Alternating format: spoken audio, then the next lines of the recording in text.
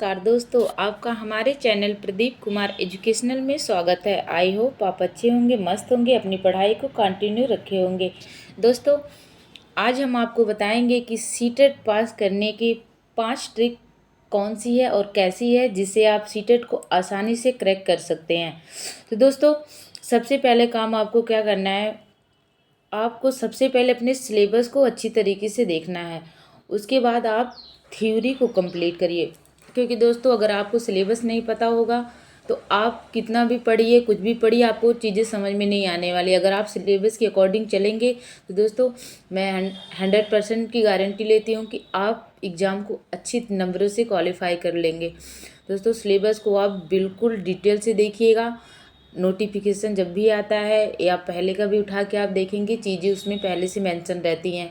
आप किसके लिए एलिजिबल हैं, आपको क्या पढ़ना है, कैसे क्या छोड़ना है, कैसे क्या करना है, सब कुछ चीज़ें उल सीबीएसई बोर्ड वाले जारी कर देते हैं, जो कि चीज़ें आप देखते नहीं हैं। आपने फॉर्म आया, फिल कर दिया, पेपर दिए। सबसे बड़ी गलती आप यही करते हैं कि आप सिलेबस को नहीं अच्छी तरीके से देखते हैं। सिलेबस को आप बढ़िया से देखिए, सिलेबस को कंप्लीट करिए, थ्योरी को पढ़िए। इसके बाद आपको जो नेक्स्ट को करना है, आपको जितना ज़्यादा हो सके आप क्वेश्चनों की प्रैक्टिस करिए, जितना ज़्यादा हो सके।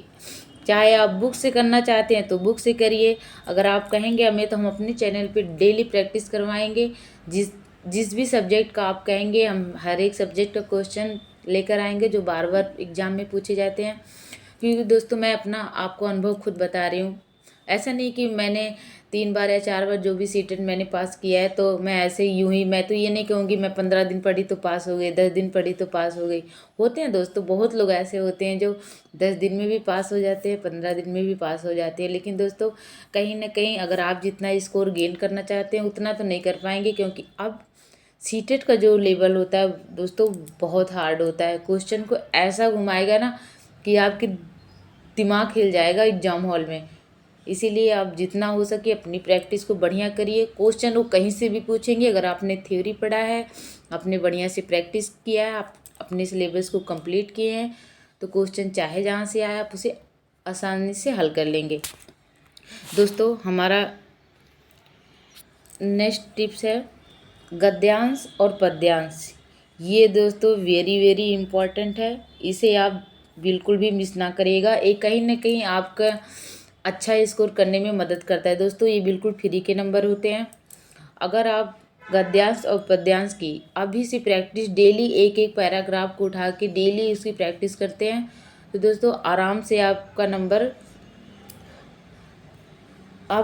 आराम से 15। आपको जैसे पता होगा कि हमारा हिंदी टोटल 30 नंबर की होती है, जिसमें से हमारा 30 में से जो है 15 नंबर हमारे गद्यांश पद्यांश के रहते हैं। तो दोस्तों ये तो आपके कहीं ना कहीं फ्री के ही नंबर है। जानते हैं आप पेडागोजी अब लेंदी पूछता है, अगर आप 15 नंबर इसमें अच्छी तरीके से गेन कर लेते हैं और अगर आप 10 नंबर भी पेडागोजी में कर लेते हैं तो दोस्तों आराम से आपके 25 नंबर बन जाएंगे। तो आप पद्यांश और गद्यांश की डेली प्रैक्टिस करिए, जितना हो सके उतना करिए, क्योंकि ये नंबर दोस्तों बिल्कुल भी मिस ना करिएगा।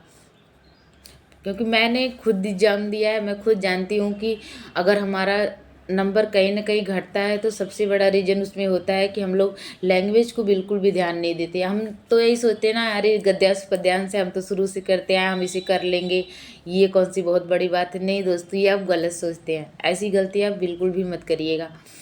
दोस्तों हमारा नेक्स्ट है, यदि आप जूनियर 6 to 8 की तैयारी कर रहे हैं तो सबसे ज़्यादा सोशल साइंस पे ध्यान दीजिएगा। क्योंकि दोस्तों आपको पता है कि हमारी सोशल साइंस 60 नंबर की पूछी जाती है, जिसमें से आपका जो है पेडागोजी 20 का रहता है और 40 की आपका कंटेंट रहता है। तो थ्योरी भी दोस्तों आप यूट्यूब पे बहुत सारे फ्री में बिल्कुल पढ़ाते हैं, एकदम एकदम बेस्ट क्लास रहती है दोस्तों। जितना आप अगर किसी का बैच परचेस किए हैं ना, उसमें जितना आपको कंटेंट नहीं मिल पाएगा उतना वो यूट्यूब पे फ्री में मिला। तो दोस्तों आपको पैसा खर्च करने की क्या ज़रूरत है।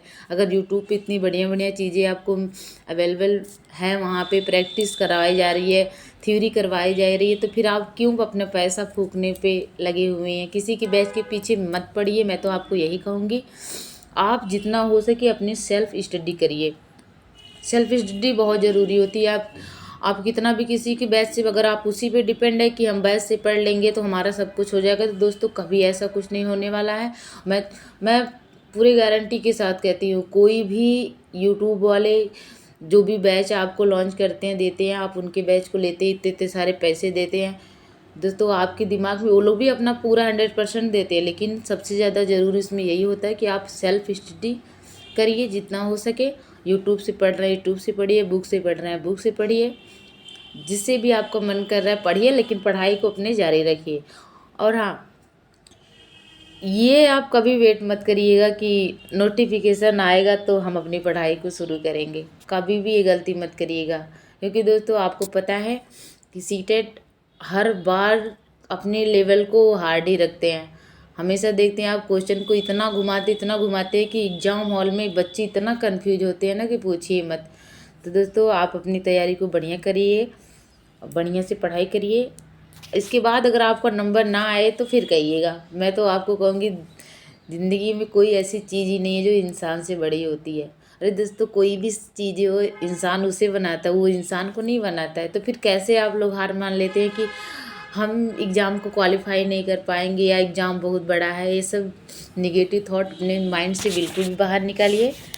हमारा दोस्तों जो 5वां पॉइंट है, पॉजिटिव और निगेटिव वर्ड। दोस्तों ये वेरी वेरी इंपॉर्टेंट है, इसे आप बिल्कुल भी मिस मत करिएगा। पॉजिटिव और निगेटिव वर्ड दोस्तों आपके टाइम को भी बचाएंगे और क्वेश्चन हल करने में हमारी बहुत मदद करते हैं। इसे यूट्यूब पे देखिए, बहुत सारे जगह पे अवेलेबल मिलेंगे आपको, बहुत सारे टीचर ने करवा रखा है। और चाहे सोशल साइंस हो, हिंदी हो, संस्कृत हो, किसी भी चीज़ का हो, सबका आप टैग वर्ड को माइंड में फीड करके रखिएगा। क्योंकि एग्ज़ाम हॉल में अगर आप जाएंगे तो सबसे ज़्यादा हमारी हेल्प जो यही करता है, निगेटिव और पॉजिटिव वर्ड। क्योंकि दोस्तों अगर आप एग्ज़ाम में बैठेंगे, अगर आपको मान लीजिए आपके पास टाइम नहीं है तो आपको अगर पॉजिटिव और निगेटिव वर्ड पता है तो आप उससे भी क्वेश्चन को आसानी से हल कर सकते हैं। क्योंकि मेरे साथ खुद ऐसा हुआ है, मैंने इस चीज़ को खुद ही देखा है कि एग्ज़ाम हॉल में कभी कभी क्वेश्चन ऐसे आ जाते हैं जो हमें टाइम नहीं रहता। आपको तो पता है कि जिस हिसाब से अगर वो क्वेश्चन पूछते हैं उस हिसाब से तो टाइम बहुत ही कम रहती है। टाइम उन्हें देना चाहिए, क्योंकि क्वेश्चन अगर इतना लेंदी आ रहा है तो टाइम भी उनको बढ़ाना चाहिए। बच्चे ऐसे होते हैं जो पहले प्रैक्टिस नहीं करके जाते हैं, बाद में क्या होता है एग्ज़ाम में क्वेश्चन छूट जाएंगे, कहेंगे हमारा इतना क्वेश्चन छूट गया, ये छूट गया, वो छूट गया। और दोस्तों सबसे पहली बात तो मैं आपको ये बता दूं कि सबसे पहले आप वहाँ जाइए ना, तो सबसे पहले आप सीडीपी की क्वेश्चन को हल करिए। ये नहीं कि अगर हमें कोई क्वेश्चन नहीं आ रहा तो आप उसी पे अटके रहिए, उस पर बिल्कुल भी मत अटके रहिए। आप अपने नेक्स्ट क्वेश्चन पे बढ़िए, उसको हल करिए। क्योंकि ऐसा होता है ना, कभी कभी अगर क्वेश्चन हमारे माइंड में तुरंत नहीं आता तो कुछ देर बाद ज़रूर हमें समझ में आ जाता है, हाँ मैंने इस चीज़ के बारे में पढ़ा, इसका आंसर ये हो सकता है। और गद्यांश पद्यांश जो दोस्तों उसे आप बिल्कुल भी मिस मत करिएगा, वो तो बिल्कुल भी मत छोड़िएगा। अगर आप पेडागोजी छूट भी जाती है तो भी कोई दिक्कत नहीं, लेकिन गद्यांश पद्यांश को बिल्कुल भी मिस मत करिएगा दोस्तों। हाँ, अगर आपको हमारे चैनल पे किसी भी सब्जेक्ट की प्रैक्टिस करनी है तो आप हमें कमेंट में बताइएगा, हम उससे रिलेटेड पूरी कोशिश करेंगे कि आपको अच्छा कंटेंट दे, आपकी तैयारी अच्छी सी करवाएं। जैसे मैंने अपना एग्ज़ाम पास किया वैसे आप लोग भी करिए। क्योंकि दोस्तों आपको पता है कि टीआरई जो 4O की वैकेंसी है दोस्तों, ये आने वाली है। और बहुत सारी वैकेंसी हमारे सामने देखिए, केवीएस की वैकेंसी हो गई और एमआरएस की वैकेंसी आने वाली है। तो दोस्तों आपके पास बहुत सारे ऑप्शन हैं, आप अभी से अपनी सीटेट में जम के लग जाइए। 2-3 महीने अपने आप को दीजिए, किसी से भी फालतू बहस नहीं, इधर उधर कुछ भी नहीं दोस्तों। अगर आप बढ़िया से अब की बार सीटेट क्वालिफाई कर लिए, आई होप दोस्तों, मुझे तो पूरी उम्मीद है कि एमआरएस की वैकेंसी हुई, या आपको पता है कि इलेक्शन का वो चलने वाला है तो वैकेंसी का कोई वो नहीं, यूपी में भी आ सकती है। तो अगर आप सीटेट क्वालिफाई रहेंगे तो आप कहीं भी फॉर्म फिल कर सकते हैं। हाँ, मैं ये नहीं कह रही हूँ अगर जो एससी वाले हैं अगर उनका 82 नंबर है तो आप उस पर रुक जाइए, नहीं दोस्तों। आप पूरी कोशिश करिए कि हम 100+ के ऊपर ही नंबर लेकर आएँ। क्योंकि अगर आपका 90+ से ऊपर नंबर है तो आप सेफ है, कहीं भी आप फॉर्म फिल कर सकते हैं। तो चलिए दोस्तों, बस आपको एक छोटी सी जानकारी देनी थी। अगर आपको हमारी वीडियो पसंद आई हो तो हमारे चैनल को लाइक, सब्सक्राइब एंड शेयर ज़रूर करिएगा। आपको किसी भी तरीके से वीडियो चाहिए तो हमें ज़रूर कमेंट में बताइएगा, हम उस तरीके से वीडियो आपको प्रोवाइड करेंगे। तब तक के लिए टेक केयर, बाय बाय।